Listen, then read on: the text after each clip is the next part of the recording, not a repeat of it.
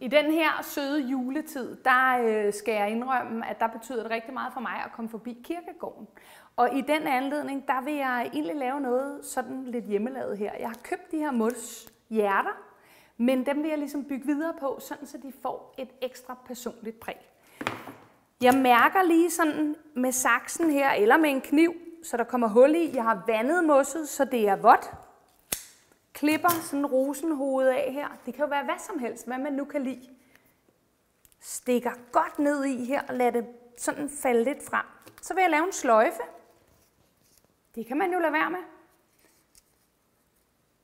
Bøjer den ene snip, den anden snip her og lægger dem ind under hinanden.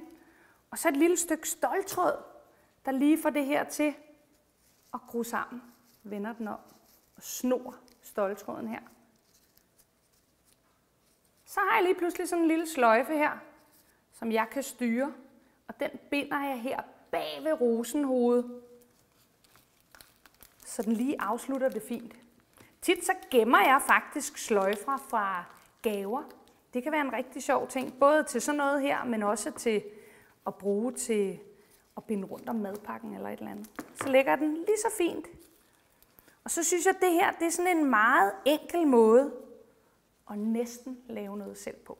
Så måske du kan lade dig inspirere lidt til at gøre det kunsten efter. Det her, det kunne jo også være, hvis man ikke har nogen, hvis man er så heldig, at man ikke har nogen at besøge på kirkegården. Så kunne det jo være en dørkrans. Det kunne være en lille krans, man havde liggende sådan ude i haven. Når der kommer sne, så er det jo altså også lidt hyggeligt. Glædelig jul, og hvis I har lyst til at kigge med og få lidt inspiration måske, og mærke lidt, hvad julen er for mig, så kig med i dit søndag.